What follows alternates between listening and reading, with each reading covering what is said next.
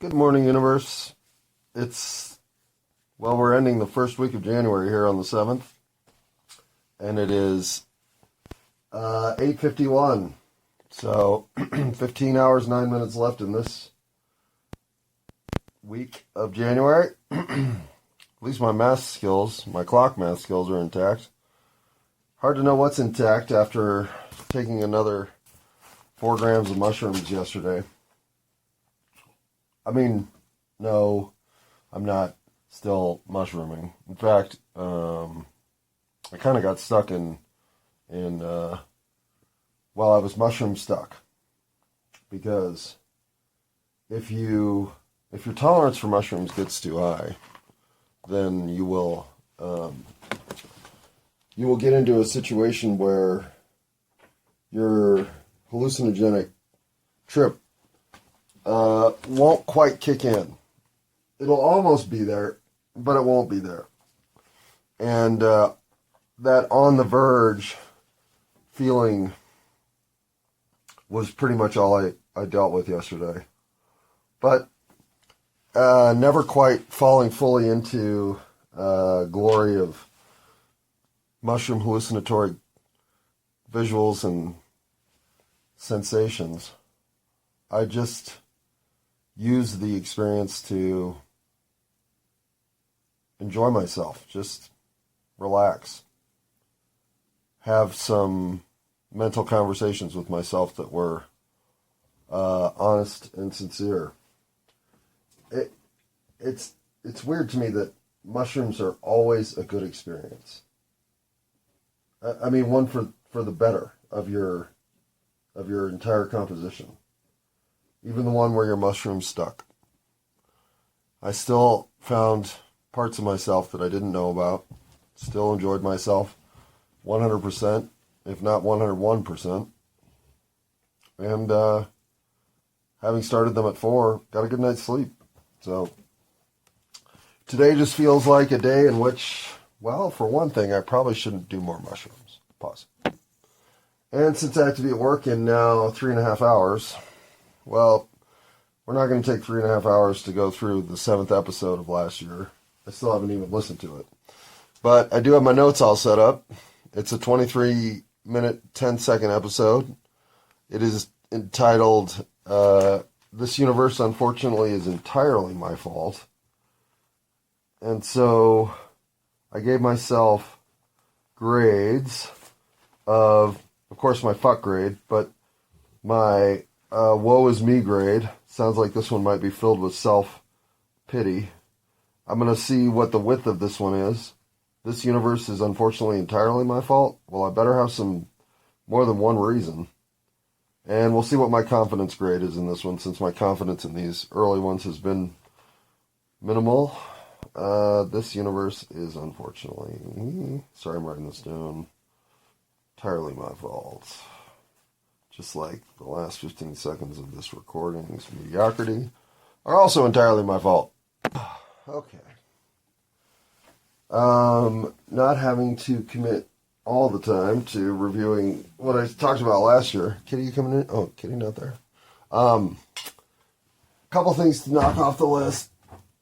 I don't know if I've mentioned that I'm going to full-time at work. That's starting to make me less and less excited.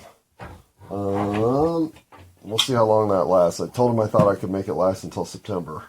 That might be too far. But then again, the money, having a need for some financial influx of cash, I guess. Anyway, I probably need about 30 grand to get. I love how when I talk about thousands of dollars, I speak as if I'm down in Vegas. I don't know if 30 is enough, 50 is enough. So somewhere between 30 and 50 for sure would be enough to start the mobile tour of America on the FUK tour. Actually, that can't be the FUK tour. What, the UFK tour, maybe? No, the KFU, KUF, off the cuff tour. So I kind of have to work full time, save some money. Either that or I have to stumble into a bag of $50,000, Phoebe. Where do you think one of those is hidden? Fucking all over America, if I had to guess. All right. So, full-time hours. They don't start this week or next week, but they do start the week after. Meaning, I'm about 9 days from working full-time. Because this week ends tomorrow. In Home Depot land. Our weeks go till Sunday. Not Saturday. Not like every other place in the world. No, our weeks go to Sunday. So, 9 days. 9 days of freedom before I'm 40 hours pot committed a week to the goddamn corporate structure. My stomach may be reacting to that thought, but not with hunger, with fear. Oh, fuck. I don't want to work 40 hours a week for anybody but myself. But in America, what are you going to do? If you don't put your time in, well, you just either go to jail, the hospital, or the morgue. So, guess I'll put my time in. And I'm especially going to go put my time in listening to that old episode. See what the fuck I can pull out of there. But that's about all I got for today. I mean, I'm still crunchy from the mushrooms. And frankly, I got to go put 8.5 hours at the Home Depot into effect. So, boo. Boo corporate America and ripping our lives apart like they don't matter. But, oh well. At least there's tennis. Pause. All right, unpause. I was going to try to listen to a little bit, talk a little bit, listen to a little bit, talk a little bit. I don't think that's going to work. So instead, pause.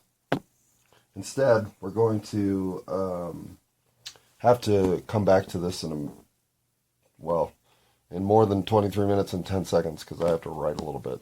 But in an hour or so, I'll be back. So with the 7-minute and 11 mark, stop. All right, so let's see how far into this one I am. I am 7 minutes and 28 seconds into this. So almost exactly a third. And I sit here. This one's dense. I mean, fuck. I could stop now and record for 25 minutes with what I've got in 7 minutes of talk. So I'm just going to say some early things, like just some overall references. Like, for instance, this is one where I make a reference to getting shot in the face with fucking cum. Or, as I put it, splatter of glaze across my face. I can hear how much I want to be myself, but I'm holding back. And things like that are just... they're tepid half jokes and partial exposures of who I am. It's like opening up an overcoat to a naked vision underneath, except you're wearing a skin suit, so you're not really naked. Wait, is that what it's like? I don't even know where that came from. I know where it came from. It came from a costume that a friend of mine in high school wore. She was a flasher. It was actually very funny. She had a dildo where her penis should be and wore a skin suit. And it was goddamn effective when she opened her raincoat. So, I mean, hey, if you're ever looking for a cheap and easy Halloween gag costume, going as a flasher, as a woman with male genitalia is a great one. But you've probably seen it. I've only seen it that one time, though, to be honest. Way to go, Amy. You were funny. You, Amy, were a funny girl. Back in high school, there weren't many of you, but you were one of them. All right, pause. And hey, speaking of which, why don't we knock a couple of these off the list? So here's the thing. This overall episode is about lack of accountability. And it's funny that it took me 7 episodes to actually get to that theme. And I know early on I had written out some notes as to how I wanted to try to approach, especially the exposure to mystical realities that were happening to me. I still am uncomfortable talking about that because it all came at me. I didn't seek it out. Well, when I sought it out, I didn't find it. So, much like a splatter of glaze across my face, it was, wow, that's what that's all about. Kind of realization. So, maybe that's not the worst metaphor. Right, bad metaphor book? Right, Fonzie? Hey! Alright, I had to get that in sooner or later. Fuck, I still regret missing that joke. Okay. So, the universe is unfortunately entirely my fault. This universe. Yeah, this one, not the other ones. This one is, though. And it's entirely our fault. I'll go collective. It's our fault. It's our fault. And it's our fault because who would take credit for this universe? Who would want to go get their parents and bring them down to school and show them their fucking science project in this universe? Any of us? No. So this universe is collectively, I guess, now all of our fault. And what I'm doing to improve it is to make sure that I get out there and find all these little star nuggets of soul greatness that are just sitting around feeling bad about the circumstance because they don't understand what's happened down here and they think that they're part of the problem instead of realizing that they're here to be part of the solution, and get them on the solution train. That's what I'm doing.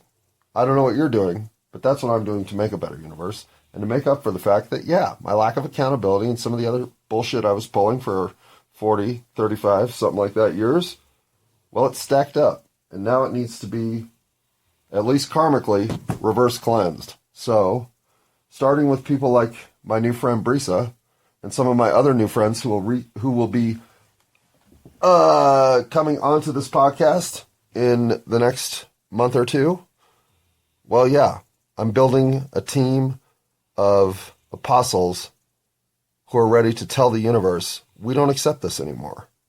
What we accept is a fate and a destiny in which we're all realized for the purposeful beings that we are manifesting here to become. That I'm willing to work for. This I'm not even willing to take credit for. I just know that my lack of accountability here is one of the reasons that we're here for it. But I'm not about to bring my parents down and show them this shit. Nope, not until I fix it up. Talk about your fixer-upper.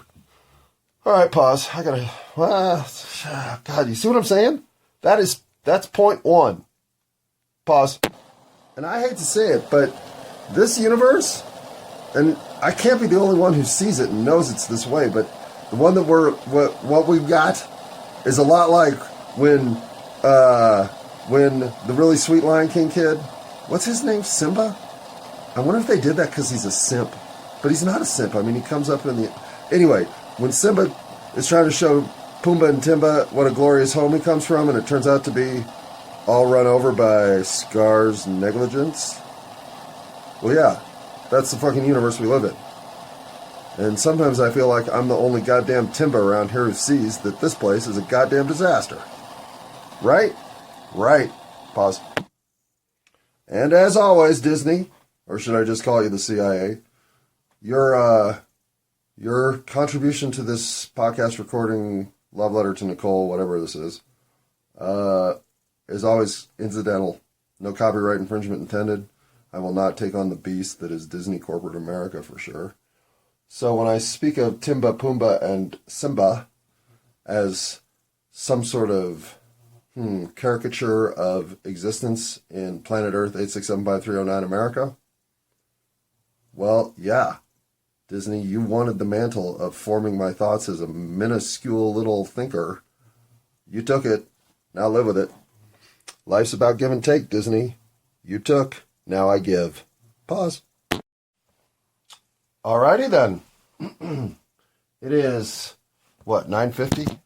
9:51 a.m. I have finally gotten through episode 7. Of which, honestly, there's some stuff in there I liked. That's probably the best episode early of me emerging in my real voice. But there's a reason for that, a very specific reason. So I think I finally had a cause on which to stand on a pedestal and say, I matter. I demand more. And I was right. So, what do you know? Sometimes life teaches you lessons even when you work at a meat counter on Christmas Eve, like I did. Okay, so the question is, am I high enough? Not likely. Let's go fix that. Pause. Oh, and I haven't even done any of my pregame warm-up. That's how ready I was to get into this, because there's so much here that I thought, well, we better get this started. but not before I blow my nose and go to the bathroom and take a chug and do a blug and whatever else. Be back in a minute. So while I'm doing my thing, can you remember the first insecurity moments of your life? Like, I can remember maybe Flag Day or something where you come in with not all reds or all blues, but you come in with greens, yellows, and whites or something. And so, but it starts with being measured up against others. It has to. Like, what else can you be insecure about? Anyway, that's what I was trying to think about, like, actually yesterday. But I thought it was interesting and I haven't gotten anywhere. So I'll just throw that one to the room and discuss. All right. Well, I don't know how much time I gave you to think about that first time you were insecure thing, but I mean, I'm sure our parents drill some insecurities into us, or at least their insecurities. And so I'm not trying to downplay what other influences come along besides being stacked up 1 versus 1 or 1 versus 30, say, in your elementary school classes, or however you start getting measured up. I mean, it starts in kindergarten, if we're being honest, here in America, or even preschool, when they give, first, second, and third best prize to the stupid paper mache of the day art project. Oh. Oh my God, that's good. So, one of the things I forgot on my mushroom trip was to drink my root beer float, old-fashioned root beer float flavored milk from the Morning Fresh Dairy Farm of, I don't know, what does that say? Cooper's Smith, FSA Brewing, or no, something brewing. Man, are my eyes that bad, or is that hard to read? Both. Pub and Brewing. Okay, so the Cooper Smith Pub and Brewing that has come up with Morning Fresh Dairy Farm old-fashioned root beer float milk, I approve. And in fact, I approve so much that I wanted to take it and drink it on mushrooms, but I forgot about it. Oh, but don't think I won't go get it again next time. And let's nail down the mushroom calendar for a second. I've now taken almost 10 grams of mushrooms this week, and so I gotta stop. I can't take mushrooms next week or the week after. In fact, I should probably take January off. But if I end up taking them on those 2 days off, I have 27th, 28th, or 28th, 29th, that'd be fine. But not until then. Note to self. Okay, note to self also. Stop drinking all of this root beer float milk after this sip. Oh, man, that's good. Okay, one more bong hit. I like how now most of my shatters are, I'd say like I've got a pile of 6 or 7 of them. I have no idea which any of them are. I just rotate around and smoke the one that looks the most tempting at the time. So we'll go with, actually, nope, that's not the one. There's one that I think I know is sour diesel, but I don't see it right now. So we're going to go with this mystery shatter right here. The one under the lid for the peanut butter. What are you? Who knows? But you'll be the choice of the day. Right there. Pause. And again, for anybody who doesn't know, because you don't live in Colorado or you don't smoke weed, shatter is usually it's a solvent infused. It's a solvent treatment of plant matter to extract the compounds that affect you by ingestion or whatever. In other words, it's basically using butane as a solvent to extract the chemical properties within the plant matter itself in a sticky, sort of sappy, somewhat hard, somewhat not hard substance, depending on the extractor, to be honest.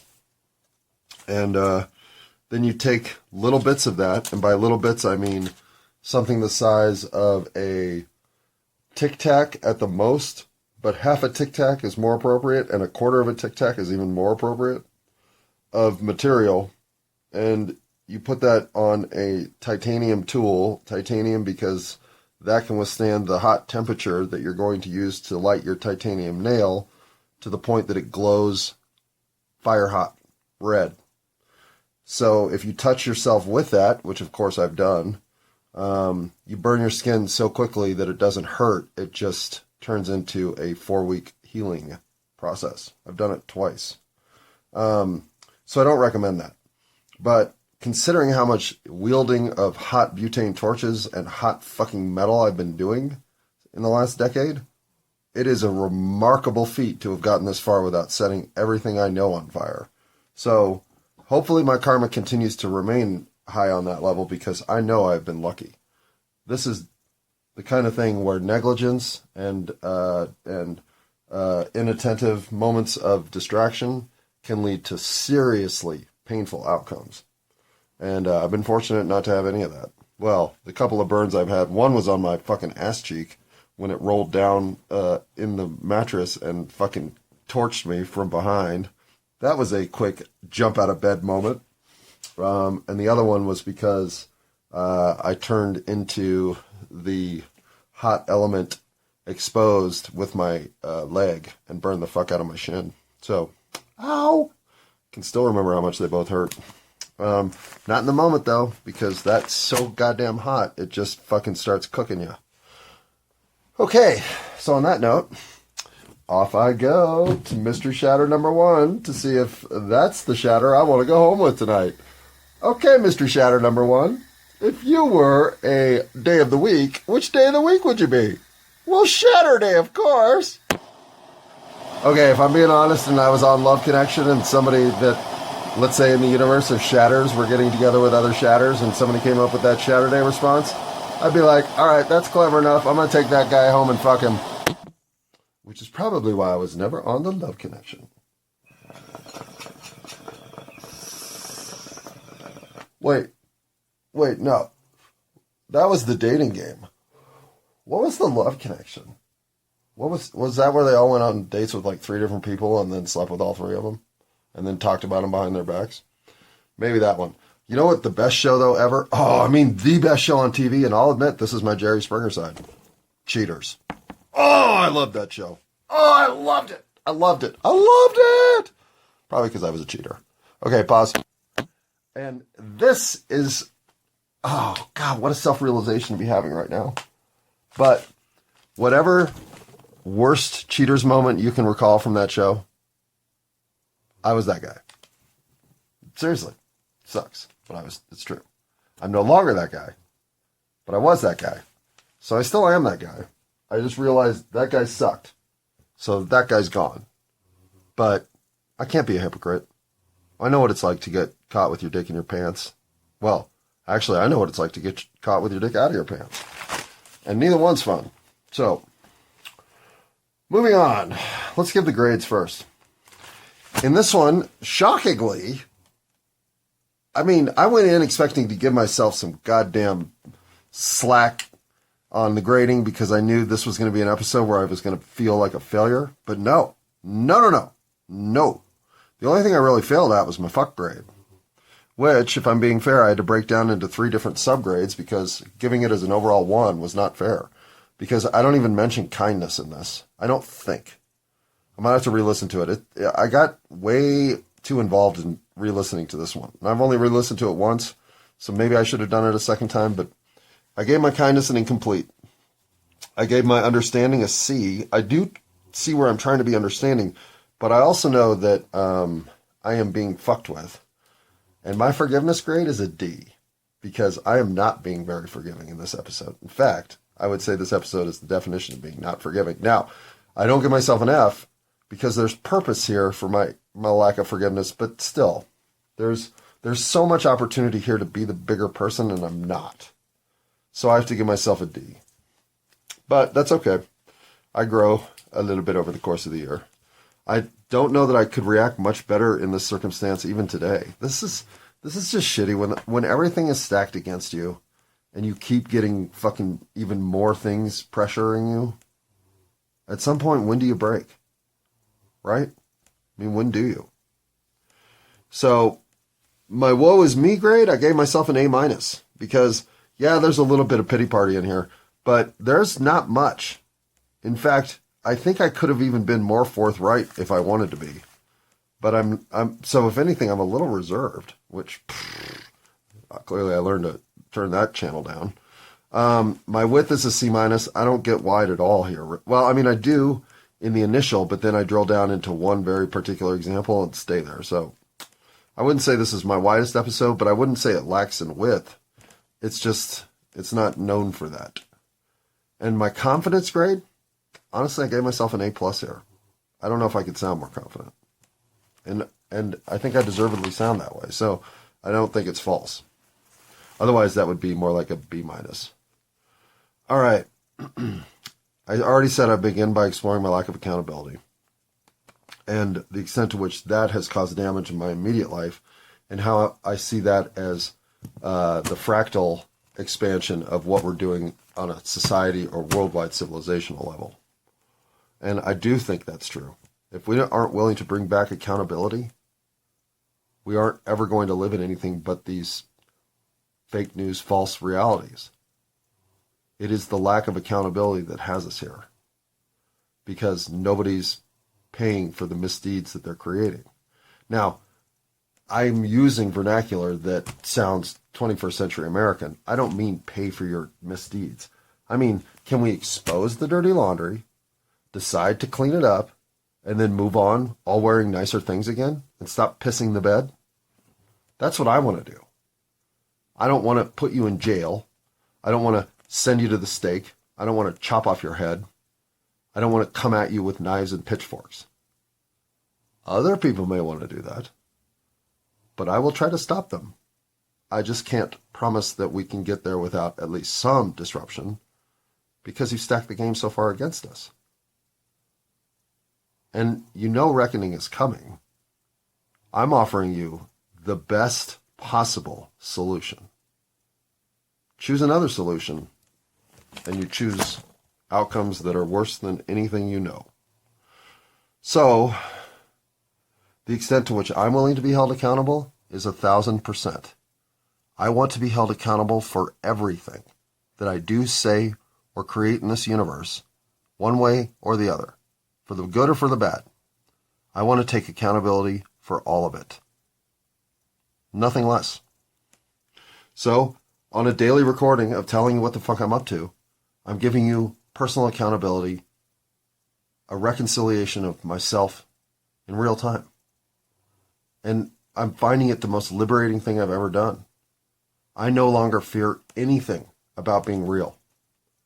I am so ready to provide the universe with the real me that I literally wake up almost thirsting for the next opportunity. So, admitting my chaotic, evil, lying self is getting easier because I can hear that in this episode. But at this point, it's part of ultimately making sure you know exactly what you're dealing with.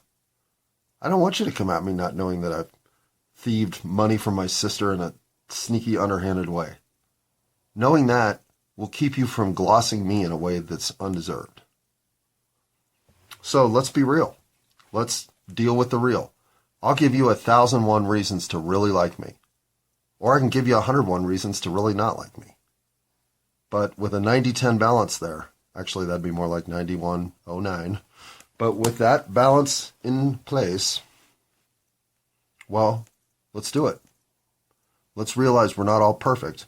We haven't all been perfect, and we haven't all done great things with our lives up until this point.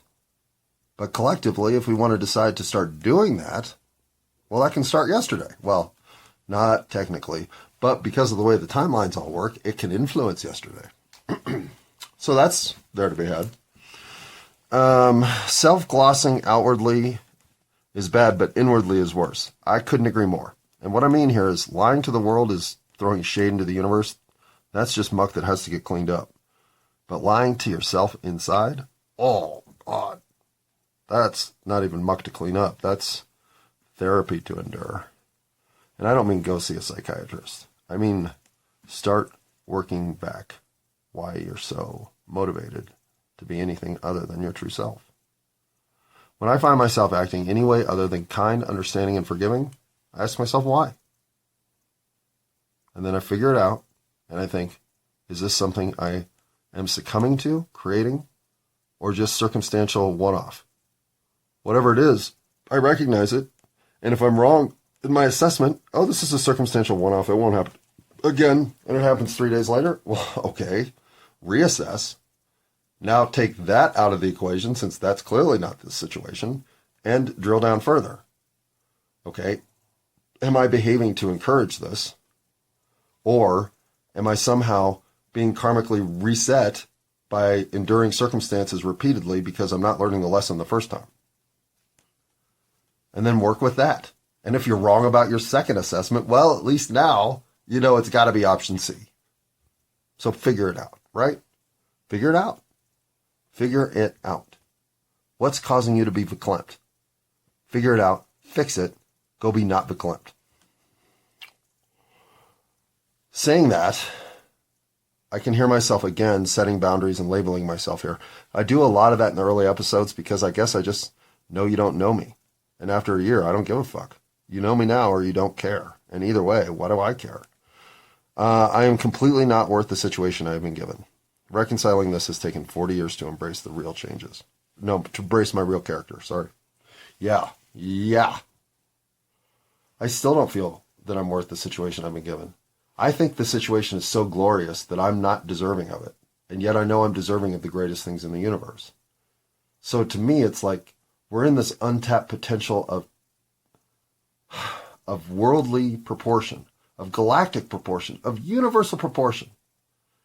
And we're stuck in an outhouse in the back of Montana trying to figure out why there's no toilet paper. It seems so... It just feels like we're wasting our opportunity. All right. The splatter of glaze across my face comment I've already mentioned. So I'll just say that I have a hard time revealing my raunchy side, especially my comedy raunchy side, unless I know you. And over the course of the year, it comes out. Pun intended. How to destroy yourself and your soul in... I left the rest of that blank. How to destroy yourself and your soul. You lose faith in what the universe means when you lose faith in what you mean. And if you don't think that you're part of a galactic plan of consequence, if you don't know that, if you can't resonate with the cycles of energy that have produced that, then you do miss out on how to bring meaning into your own life. Leading a meaningless life is easy. You just have to hate yourself. And off you go. Nothing has meaning then. Love yourself, and you can see those meaningless zombies popping around wondering how to fucking find something of purpose in this life. And I don't come down on those people. I was one of those people for 40 years. I wandered through all kinds of desperate situations looking for some sort of solution to the disconnect I felt to this universe. And the only solution I didn't look for was understanding how to fall in love with my circumstance, who I am in that circumstance, and what there is to be done with that circumstance. Embracing all that is this moment has changed my life from, at best, an agnostic wanderer to a purpose-driven, soul-fulfilled entity of extreme gratitude, who can't wait to go find more understanding and kindness in this universe and forgive that which is neither. I can't be more settled with who I am than knowing those things about myself.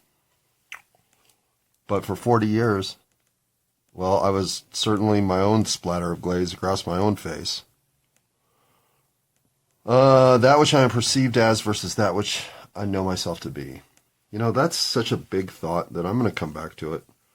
That might be the most useful sentence in the entire recording. And as such, I start to hear myself recognizing my own cosmic consequence here. Or coming to terms with telling you that I'm there and okay with the idea that that exists, and I'm embracing mine. And so, you know, that's another one to come back to, frankly. Because how I got there, I can't get into enough here. That's almost drilling down an entire conversation. And then, all right, these last 5 lines are going to have to be the next episode where I'm not talking about the last episodes. Working our interpersonal loops to our advantage. And then I say, to all our advantage. Not to our advantage, but to all our advantage.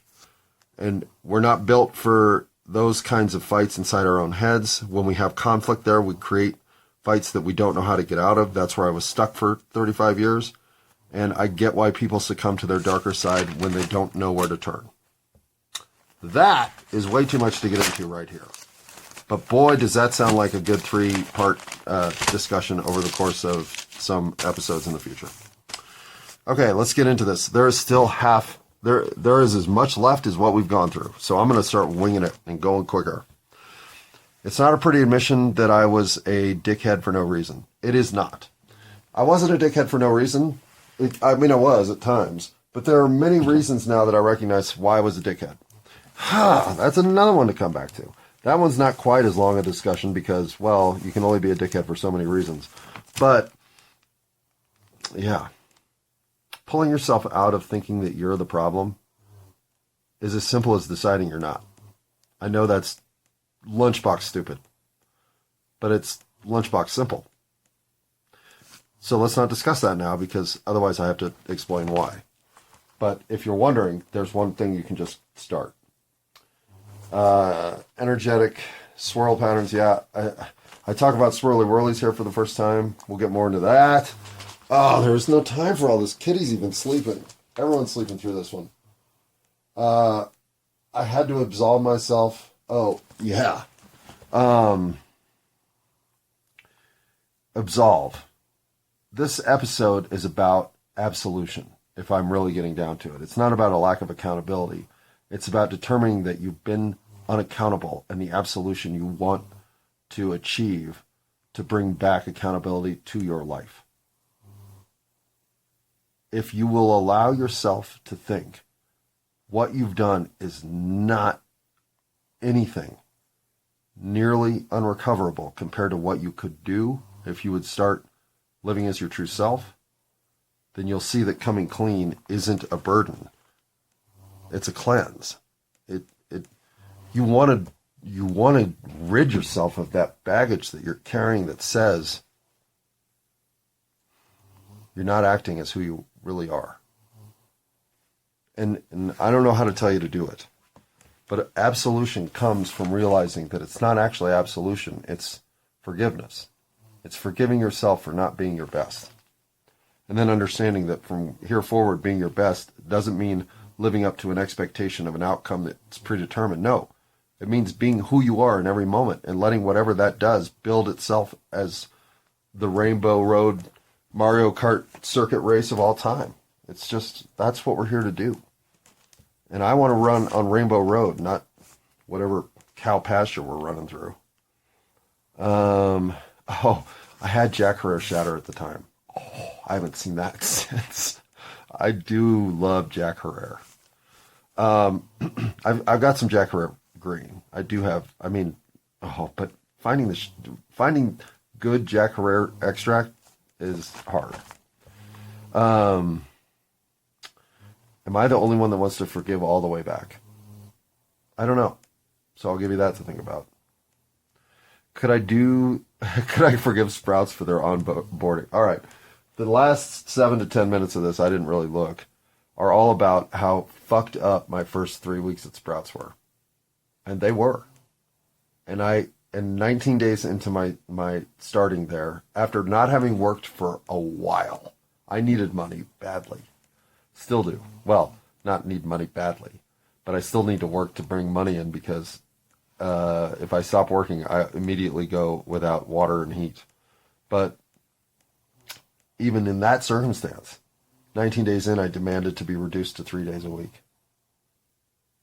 And the statement I say, if you can't live as a ridiculed cog in a machine of incompetence, then go fuck yourself. That was exactly a year ago. And I still feel corporate America, if anything, has embraced that statement more so. Working the corporate structure of America is a soul-sucking experience. There's no other way of putting it. Why does it have to be that way? I don't know. But it does. It's everywhere you go. And so this one, the lack of accountability is where I really start to think this universe is my fault. No one had less accountability for their deeds and misdeeds than this guy. And turning that around has made my life simpler, much less stressful, and a whole lot more fulfilling. So when I say you can't have a society of winners without having a society of losers, I think that's wrong. Because I do see societies where we're all winners. I just have to convince you that there's a different way to look at winning. And in that society, there's no even thought of losing. There is no loser. So the takers are the ultimate prey. Well, they will be. Taking is tough. Because once you start taking, well, then you realize you can take, so you want to take, so you take more. Then you realize that you're taking more is starting to get to be a little excessive, so you have to write some laws that say that your taking is fine. In fact, it's legal, so fuck you. This is how it goes. We extract as we will. And then you realize that now, that's not even fulfilling. You've taken a lot. You have more than everyone. And you sit there thinking, why am I so disappointed? Well, it's not because you couldn't find your sour diesel shatter, because I just found it. Oh, yeah. But it is because you've been taking so much instead of giving. The only thing your soul really wants to do while it's here is give back. It already has everything it needs. So if you're not here to take, and then you get swept up in all that material shit, like, I wonder how many bottles of root beer float milk I can get into my fridge. Well, how many do you need? I can't even finish this one.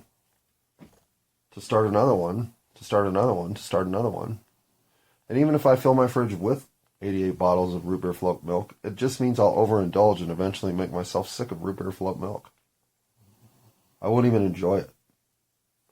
Just like at some point, there's no enjoyment in acquisition, in acquiring another thing, or another property, or another country, or another law that favors your tax structure. All it means is you got more money to give to your nephew when you finally decide to go face the music. So, are they the ultimate prey? They will be if they're not willing to stand down. Because of course they are. The takers are always the prey. But the best thing about the takers is that they're the real misfortunate among us are the ones who can't see that taking is wrong. And I'm not saying I didn't take. I took. I stole. I leveraged. I advantaged. I found cracks in the ceiling, and I fucking and I stuffed cash up there. I don't know what the fuck I'm talking about, but I took advantage too. But no more. No taking advantage of what? You have a life. You have a life of purpose, destiny, and pursuit. If you think shortcuts are the way to make the most of that, you don't think that because you know what I say. That's wrong. So the universe didn't want me working 40 hours a week at Sprouts. It made that clear. It didn't want me working at Sprouts. It made that clear.